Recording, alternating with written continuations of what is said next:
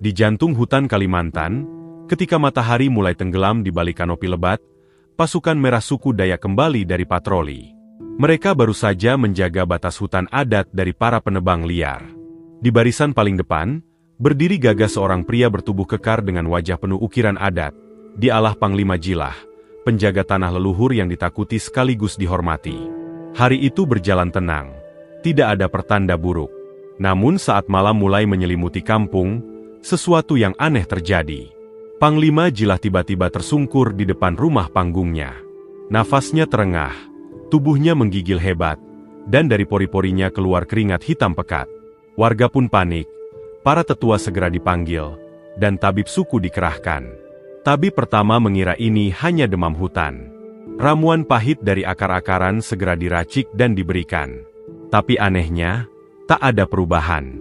Justru tubuh Panglima Jilah makin memucat.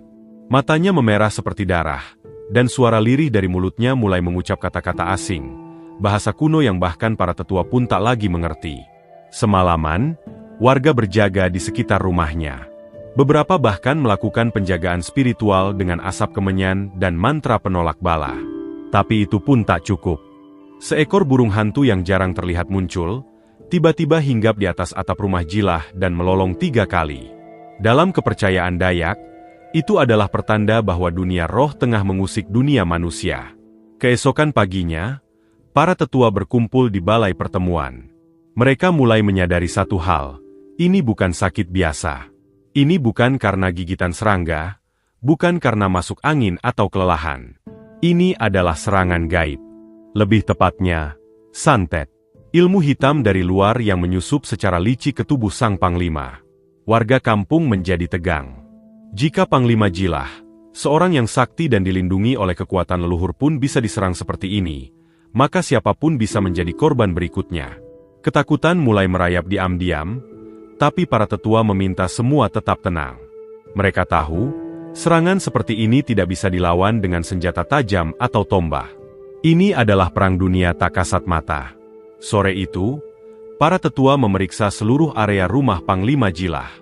Di bawah kolong rumah panggungnya, mereka menemukan sehelai kain kuning yang dibungkus dengan benang hitam dan ditusuk jarum. Di dalamnya ada potongan rambut dan serpihan kulit kering. Benda itu jelas media santet. Dan lebih mengejutkan lagi, benda itu bukan buatan orang kampung. Ini dikirim dari luar, oleh orang yang tahu cara menyerang dengan ilmu tingkat tinggi. Dari sinilah semuanya dimulai. Sebuah serangan gelap yang tak hanya mengincar tubuh Panglima Jilah, tetapi juga ingin menghancurkan kekuatan adat, warisan roh leluhur, dan semangat perlawanan suku Dayak. Tapi malam belum sepenuhnya jatuh. Perlawanan dari dunia roh belum dimulai. Dan Panglima Jilah belum kalah. Di tempat yang jauh dari pemukiman suku Dayak, tersembunyi di balik kabut tebal dan pohon-pohon tua yang menjulang, terdapat sebuah pondok reot yang nyaris tak terjamah manusia. Di sanalah seorang lelaki tua bermata merah duduk bersila, dikelilingi oleh tengkorak monyet, tulang burung, dan asap dupa yang terus membumbung ke langit. Dialah Sambul, dukun sakti dari pedalaman yang telah lama mengasingkan diri dari dunia luar. Sambul bukan dukun biasa. Ia adalah pewaris ilmu hitam tua yang diturunkan secara lisan dari generasi ke generasi, dari zaman ketika manusia masih berbicara langsung dengan roh-roh hutan. Ia bisa memanggil arwah, mengikat nyawa seseorang dari jarak jauh, bahkan memindahkan kesakitan dari satu tubuh ke tubuh lainnya. Tapi ilmunya hanya bisa digunakan dengan satu syarat, dibayar dengan niat jahat. Beberapa hari sebelum Panglima Jilah jatuh sakit, seorang pria misterius mendatangi pondok Sambul di tengah malam. Wajahnya tersembunyi di balik jubah hitam. Suaranya pelan namun syarat dendam. Ia meletakkan segepok emas Dayak tua, kain merah yang direndam dalam darah ular, dan sepotong rambut Panglima Jilah. Aku ingin dia menderita, bukan mati, tapi dihancurkan dari dalam, bisiknya. Sambul hanya tersenyum. Baginya, permintaan seperti itu adalah makanan sehari-hari. Ia mengambil boneka jerami kecil, memotongnya di bagian perut dan dada, lalu membungkusnya dengan rambut Jilah. Sebuah ritual kuno pun dimulai. Ia menggambar simbol hitam di lantai, menancapkan jarum dari tulang kelelawar, dan membaca mantra dalam bahasa roh. Udara di sekitarnya menjadi dingin, bahkan api unggun pun nyaris padam. Saat ritual mencapai puncaknya, Tubuh Sambul bergetar hebat. Darah keluar dari hidungnya, tapi ia tertawa. "Terimalah, Panglima. Ini hadiah dari dunia bawah," gumamnya. Asap hitam keluar dari mulutnya dan terbang ke arah barat, ke tempat di mana Panglima Jilah tinggal. Malam itu, langit tak berbintang, dan hutan terdiam seolah tahu bahwa sesuatu yang gelap telah dilepaskan. Setelah ritual itu, Sambul hanya duduk sambil merokok daun kering, memandangi bintang yang tak muncul. Ia tahu, begitu ilmu hitam itu menyatu dengan tubuh Jilah, kekuatan spiritual Dayak akan mulai goyah. Ia tidak peduli siapa sosok yang membayar jasanya. Yang ia tahu, semakin kuat korban, semakin besar kekuatan yang bisa diserap kembali olehnya. Itu sebabnya ia tertarik pada tubuh Panglima Jilah, seorang penjaga adat, sakti, dan penuh daya magis. Tapi Sambul lupa satu hal. Dalam tradisi Dayak, kekuatan bukan hanya berasal dari tubuh. Ia datang dari leluhur, dari tanah, dari pohon yang mengakar dalam ratusan tahun, dan dari nyawa yang dijaga oleh roh penjaga rimba. Menyerang Panglima Jilah berarti memanggil amarah yang lebih tua dari ilmu hitam manapun. Sementara itu, di pondoknya, Sambul mulai merasakan sesuatu yang aneh. Burung gagak yang biasanya bersarang di atap pondoknya kini menghilang. Ular peliharaannya tak mau makan. Bahkan cermin kecil tempat ia biasa bercermin retak sendiri tanpa sebab. Tapi ia mengabaikannya. Ia pikir itu hanya sisa energi dari ritual besar. Ia belum sadar bahwa ilmu yang ia lepas sedang mulai berbalik arah. Dalam dunia ilmu hitam, ada satu hukum yang tidak tertulis namun selalu berlaku. Apa yang kau kirim, jika tidak disambut dengan kematian, akan mencari jalan pulang. Dan Panglima Jilah belum mati. Itu artinya, santet yang dikirim belum menemukan tempat abadi. Ia kini seperti roh lapar yang mengembara, dan bisa kembali ke asalnya. Sambul mulai bermimpi buruk. Ia melihat tubuhnya sendiri dibakar dalam api ritual. Ia melihat mata Panglima Jilah menyala seperti bara dan menatapnya dalam gelap. Setiap kali ia terbangun, tubuhnya basah oleh keringat dingin, dan suara-suara aneh bergema di telinganya. Tapi Sambul tetap keras kepala. "Itu cuma ilusi. Tak ada yang bisa melawan aku," ujarnya, menertawakan bayangan mimpi itu. Namun hutan tahu. Tanah mulai menolak langkahnya. Angin tak lagi berhembus ke arahnya. Dan langit mulai menghitam setiap kali ia menyebut nama Panglima Jilah. Tanpa disadari, ia telah memanggil sesuatu yang jauh lebih kuat dari ilmu hitamnya. Sebuah kekuatan yang tak bisa disuap dengan emas, tak bisa dihindari dengan mantra. Keadilan roh leluhur sedang dalam perjalanan. Dan pada malam keempat setelah ritual, angin berhenti bertiup. Asap dupa berhenti mengepul. Suara jangkrik pun lenyap. Sunyi total. Sambul berdiri gelisah di depan pondoknya. Langit di atasnya gelap gulita. Tak ada bulan, tak ada bintang. Hanya satu hal yang terdengar, suara napasnya sendiri, dan detak jantung yang makin cepat, seolah tahu bahwa bayaran dari ritual itu sedang datang kembali. Malam di pedalaman Kalimantan terasa berbeda. Hutan tak bersuara, seolah seluruh alam menahan napas. Di sebuah pelataran terbuka yang dikelilingi pepohonan raksasa dan akar-akar tua, tubuh Panglima Jilah terbujur lemah. Matanya tertutup, wajahnya pucat, dan tubuhnya seperti layu. Tidak ada satupun tabib atau ahli medis yang mampu menjelaskan sakitnya. Tubuh Panglima tak demam, tak luka, tapi ia seolah sedang digerogoti dari dalam. Para tetua adat, pria-pria tua yang rambut dan janggutnya telah memutih, berdiri melingkari tubuh sang Panglima. Mereka adalah penjaga tradisi yang tersisa, para pewaris ilmu leluhur yang tidak tertulis, hanya diturunkan dari lidah ke lidah, dari mimpi ke mimpi. Mereka tahu, ini bukan penyakit biasa. Ini adalah serangan dari dunia gaib, santet yang diselubungi kebencian. Salah satu tetua, Apai Junai, berdiri paling depan. Ia menggenggam tongkat kayu ulin yang telah diwariskan sejak zaman penjajahan. Dengan suara berat, ia berkata, Panglima Jilah bukan sekadar manusia. Ia adalah pengikat roh leluhur dan pelindung tanah ini. Jika dia jatuh oleh ilmu hitam, maka keseimbangan akan rusak. Wajah-wajah para tetua pun mengeras. Tak ada waktu untuk ragu. Ritual kuno harus dilakukan. Malam ini juga. Para pemuda Dayak segera bergerak cepat. Mereka menyiapkan persembahan roh, mengangkat nisan-nisan kecil dari batu, dan menyalakan dupa dengan ramuan akar-akaran khas hutan Kalimantan. Di tengah pelataran, Panglima Jilah diletakkan di atas tikar rotan yang telah disucikan.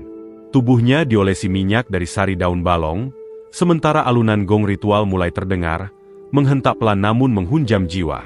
Apai Junai mengangkat tangan ke langit dan memanggil roh leluhur. Wahai ruh ayah, wahai semangat leluhur, lihatlah kami, lihatlah Panglima kami. Bantu kami menarik kembali nyawanya dari kegelapan. Suaranya menggema di tengah hutan, disambut desir angin yang tiba-tiba berputar mengelilingi pelataran. Asap dupa menari mengikuti arah angin, membentuk pola aneh yang menyerupai wajah-wajah roh tua. Ritual ini bukan sekadar doa. Ini adalah pemanggilan energi roh nenek moyang. Beberapa tetua mulai menari perlahan, diiringi dentuman gong dan suara seruling panjang dari batang bambu tua. Tubuh mereka bergetar, mata mereka terpejam, dan dari mulut mereka mulai keluar bahasa roh yang tak dipahami manusia biasa. Mereka bukan lagi manusia seutuhnya, roh leluhur telah merasuki tubuh mereka satu persatu. Lalu tiba-tiba, tubuh Panglima Jilah kejang hebat. Dadanya bergetar seperti ada yang meronta dari dalam. Wajahnya menghitam, lalu memucat kembali. Dari mulutnya keluar darah hitam pekat yang mengeluarkan bau busuk menyengat. Para tetua tetap tenang. Mereka tahu, itulah wujud santet yang sedang terlepas dari tubuh sang Panglima. Dengan cepat, Apai Junai mengeluarkan pisau ritual berhulu tanduk rusa. Ia menggoreskan sedikit darah dari jari telunjuknya sendiri, dan mencoretkan simbol pelindung di dahi Panglima Jilah. Roh jahat, pulanglah ke asalmu. Jangan kau sentuh penjaga tanah ini, teriaknya. Dan saat itu juga, dari tubuh Panglima Jilah keluar asap hitam berbentuk ular bersayap. Asap itu melesat ke langit, berputar-putar beberapa kali, lalu meluncur ke arah timur laut, arah pondok sang dukun. Para tetua hanya menunduk, membiarkannya pergi. Mereka tahu, itu bukan lagi urusan mereka. Itu adalah senjata makan tuan. Ilmu hitam yang tak berhasil membunuh, hanya akan kembali kepada pemiliknya dengan lipatan kekuatan berkali-kali. Beberapa menit setelah itu, tubuh Panglima Jilah mulai tenang. Nafasnya kembali teratur. Wajahnya memerah pelan, dan matanya membuka sedikit. Ia tidak berbicara. Tapi dari sorot matanya, para tetua tahu, sang Panglima telah kembali. Tapi ia tak lagi sama. Ia telah melihat kegelapan. Ia telah disentuh oleh maut, dan kembali membawa pesan dari dunia roh.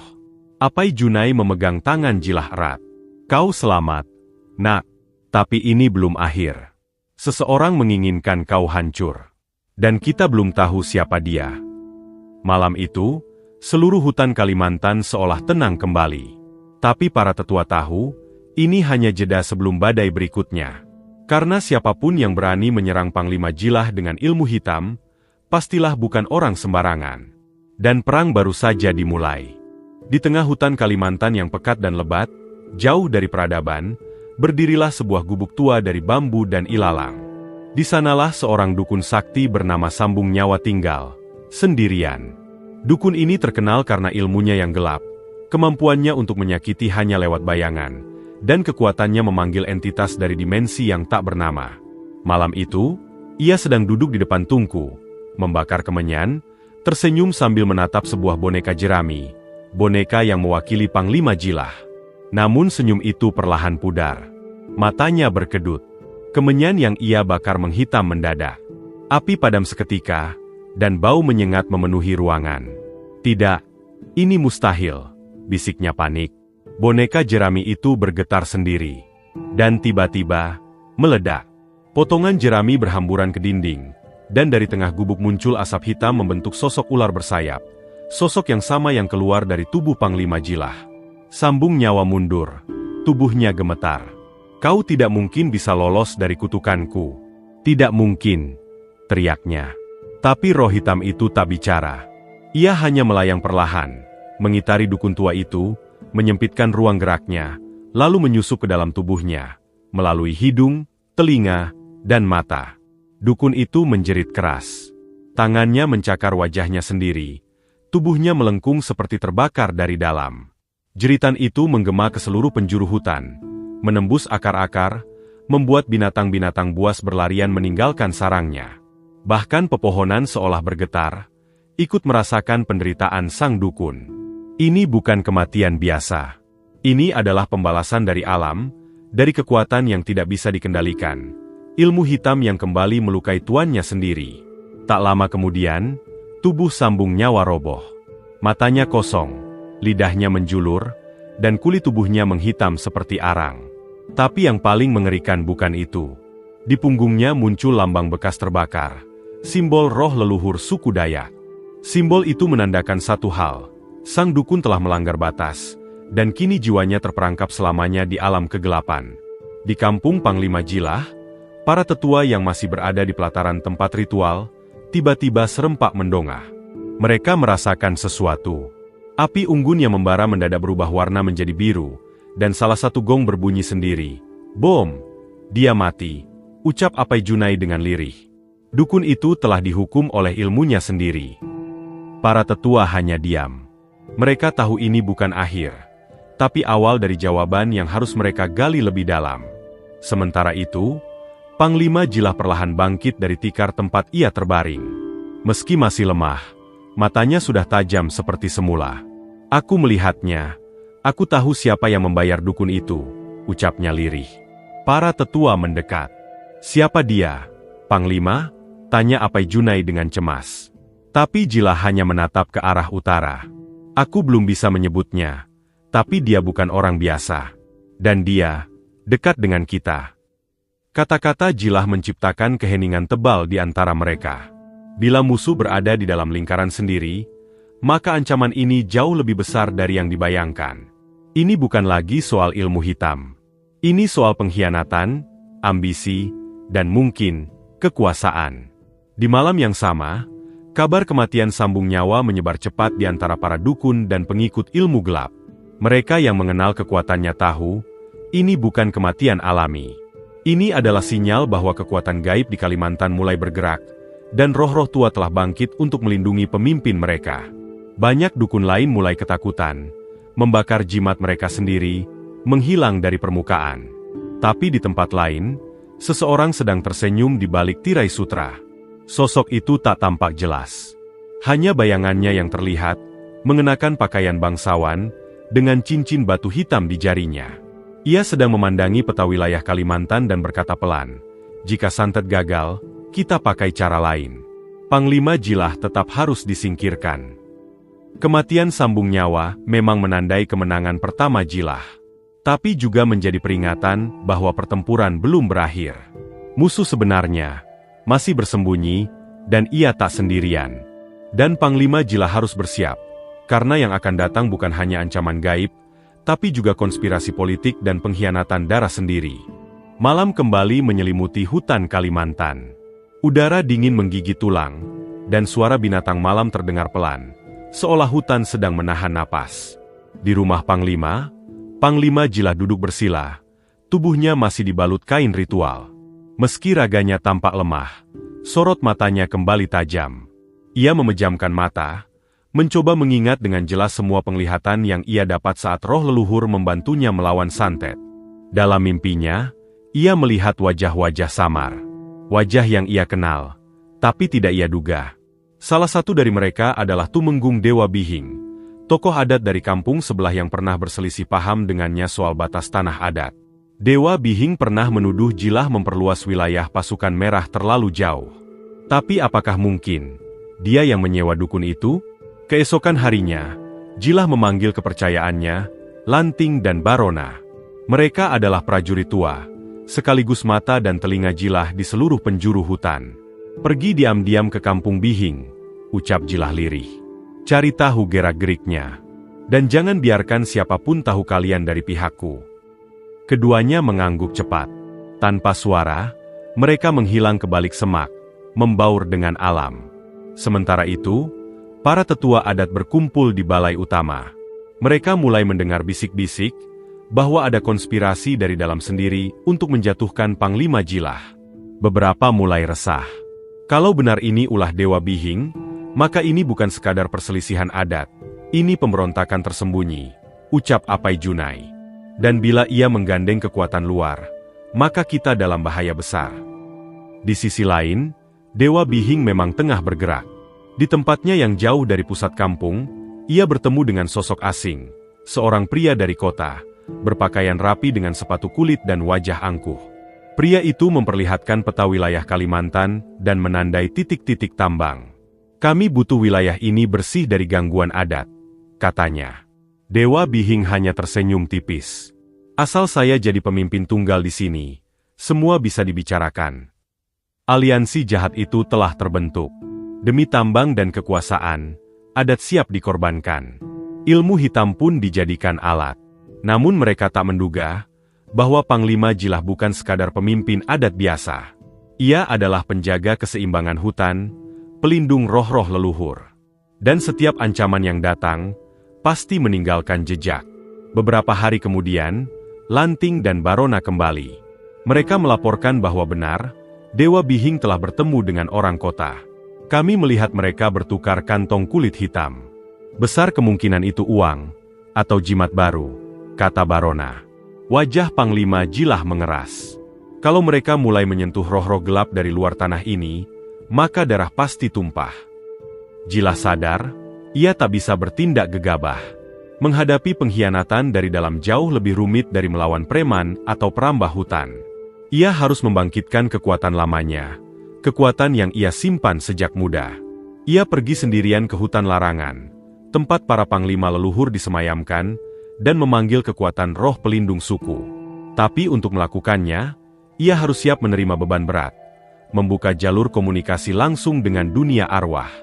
Di sisi lain, Dewa Bihing mulai menyusun rencana. Ia akan mengadakan musyawarah adat besar untuk menggulingkan Panglima Jilah secara sah. Ia menyebar isu bahwa Jilah sudah terlalu tua, sudah terkena penyakit gaib, dan terlalu berambisi memperluas kuasa. Banyak tokoh muda mulai terpengaruh, terutama yang tergiur uang dan jabatan. Namun, mereka lupa satu hal. Panglima Jilah tak hanya dihormati karena kekuatannya, tapi karena keberaniannya melindungi tanah dan darah rakyatnya. Banyak warga masih setia padanya. Mereka diam, tapi bersiap. Mereka tahu, perang tak selalu dimulai dengan suara senjata. Kadang, cukup dengan pengkhianatan kecil dan ambisi yang dibungkus kata perubahan. Malam itu, Panglima Jilah berdiri di atas bukit, menatap ke arah kampung Dewa Bihing. Angin malam membawa aroma cendana dan tanah basah. Ia menggenggam tombaknya. "Jika mereka ingin membuka pintu perang, maka aku akan menutupnya dengan darah," bisiknya. Perang tak terucap, telah dimulai. Dan hutan Kalimantan akan menjadi saksi, siapa yang benar-benar menjaga tanah leluhur, dan siapa yang menjualnya. Kabut tebal turun perlahan menyelimuti hutan Kalimantan. Namun, bukan kabut biasa. Ada aroma asing yang menyelusup, seperti dupa dari dunia lain, membaur dengan embusan angin. Di balik semak belukar, Panglima Jilah berjalan perlahan, menelusuri jalur kuno yang bahkan sebagian besar tetua pun telah melupakannya.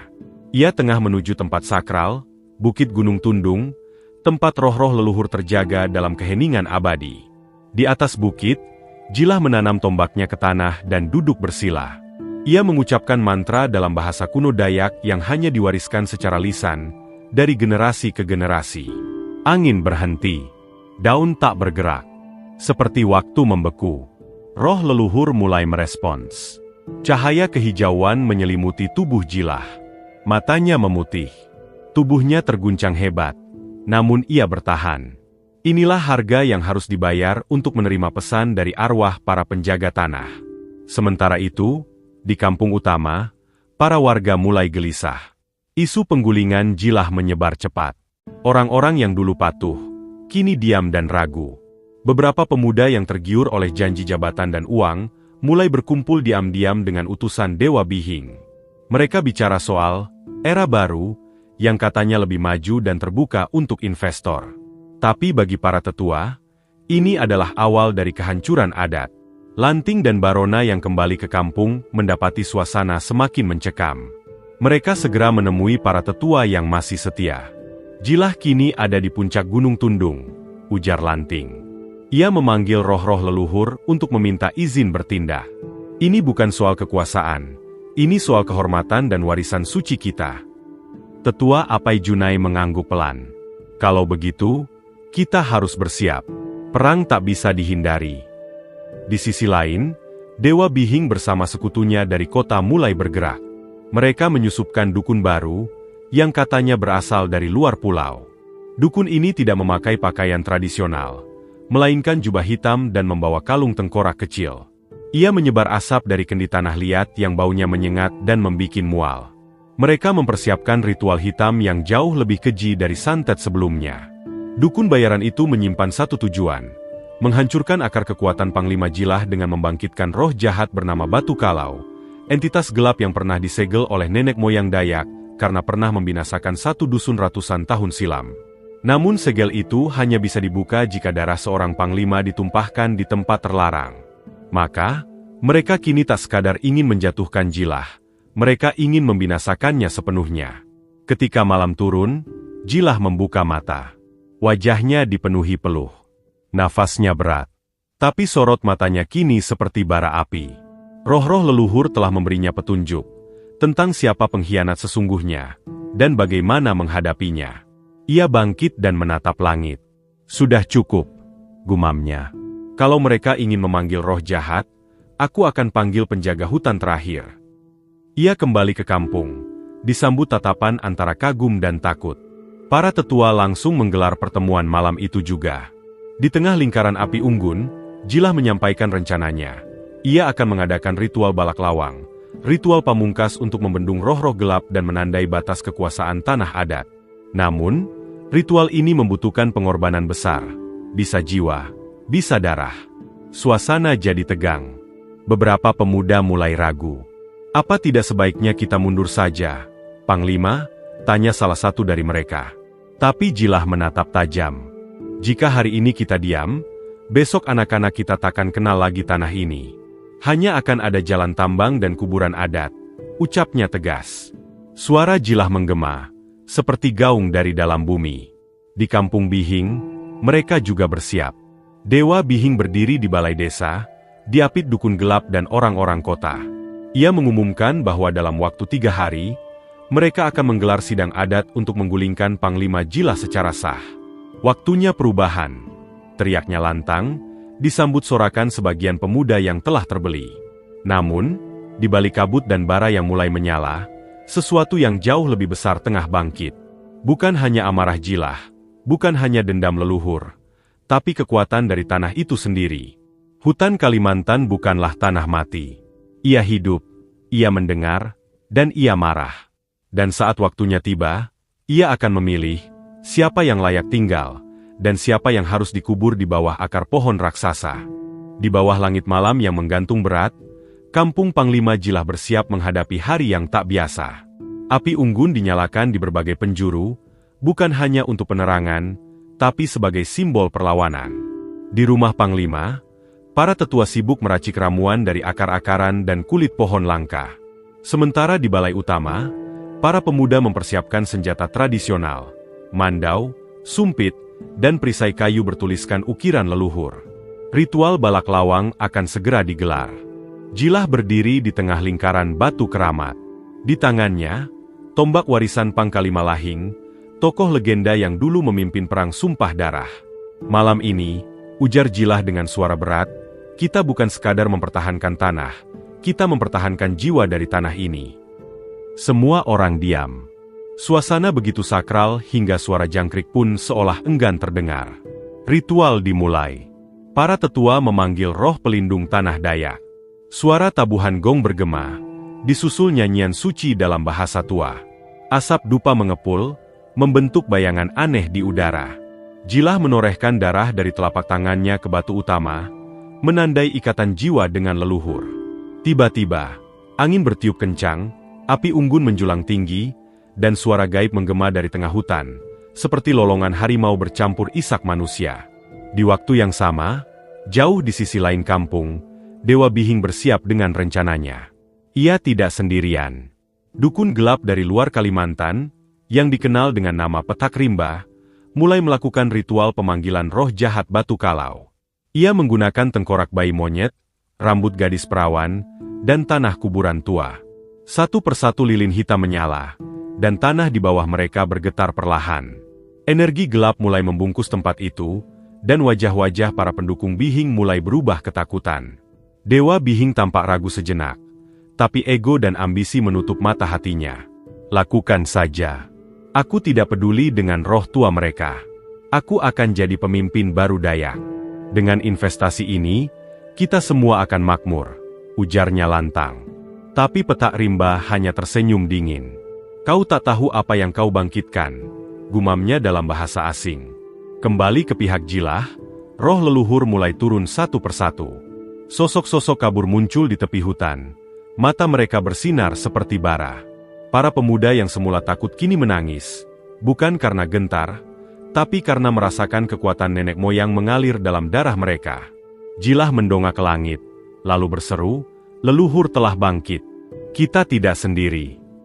Tiba-tiba, seekor burung enggang, simbol suci suku Dayak, terbang di atas kepala mereka dan melengking 3 kali. Itu pertanda bahwa ritual diterima, dan pertempuran spiritual telah diizinkan. Para tetua segera memerintahkan semua warga bersiap. Besok saat matahari menyentuh puncak pohon tertinggi, kita akan hadapi mereka. Tidak di balai sidang, tapi di tanah leluhur. Malam itu, mimpi semua warga kampung dipenuhi pertanda. Ada yang bermimpi bertemu leluhur, ada yang melihat sungai darah, dan ada pula yang melihat akar-akar raksasa menghimpit kampung Bihing. Jilah sendiri bermimpi berdiri di tengah api, namun tubuhnya tak terbakar. Dari kejauhan, roh Pangkalima Lahing mengangguk dan berkata, "Saatnya." Keesokan harinya, saat kabut mulai terangkat, pasukan Jilah berjalan perlahan menyusuri jalan hutan. Mereka tidak bersuara. Tak ada yang bicara. Hanya detak jantung dan suara langkah kaki di atas tanah basah. Di sisi lain, pasukan Dewa Bihing sudah berdiri, dengan pakaian adat yang tercemar ornamen kota, wajah-wajah campuran antara ambisi dan ketakutan. Saat kedua kubu berhadapan, seekor ular hitam tiba-tiba menyelinap di antara mereka, lalu menghilang. Pertanda buruk. Jilah maju 2 langkah dan berseru, "Hentikan ini sebelum terlambat. Aku tahu Batu Kalau telah dipanggil. Ini bukan perang antar manusia lagi, tapi antara terang dan gelap." Tapi Dewa Bihing hanya tertawa. "Omong kosong adat kuno. Lihat nanti, siapa yang menang." Dan saat matahari tepat di puncak, tanah mulai bergetar.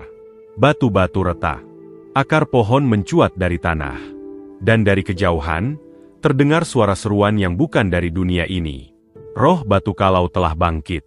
Pertempuran pun dimulai.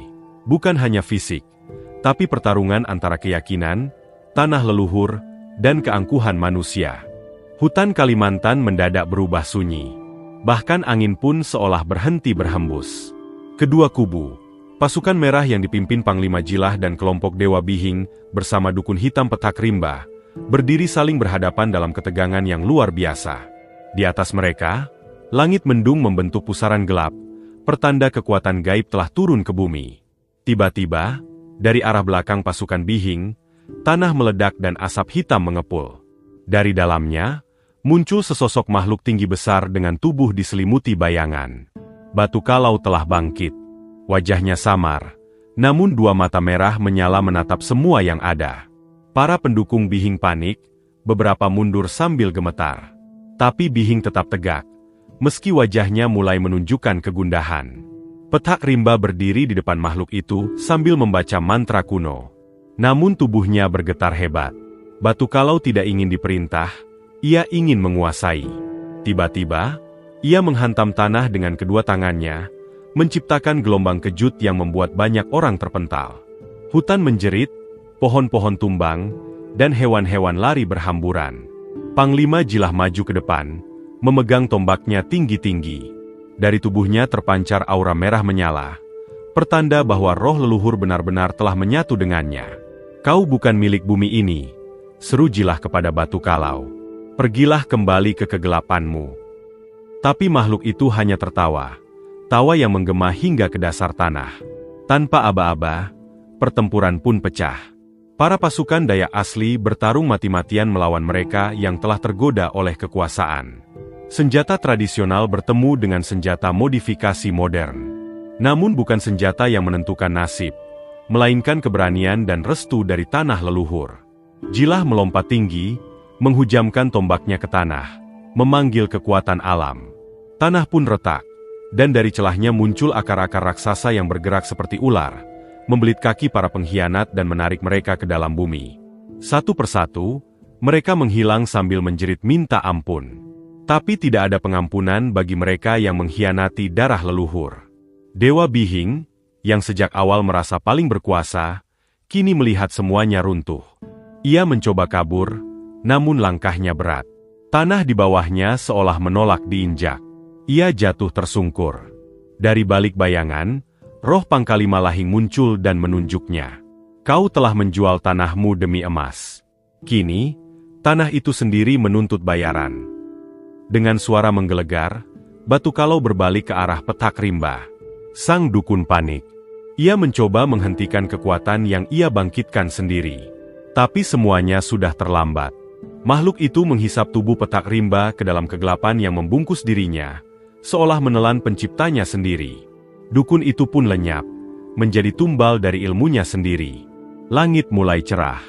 Batu Kalau menjerit terakhir kalinya sebelum tubuhnya meledak menjadi ribuan partikel hitam yang langsung menguap ke udara. Aroma belerang dan kematian menyelimuti udara. Pertempuran telah usai, dan yang tersisa hanyalah keheningan. Jilah berdiri di tengah puing pertempuran. Tubuhnya penuh luka, namun tatapannya tetap tegas. Ia melihat ke arah pohon tertinggi di ujung kampung, tempat roh-roh leluhur sering menetap. Ia berlutut dan berkata, "Tanah ini telah kami jaga, dan akan terus kami jaga.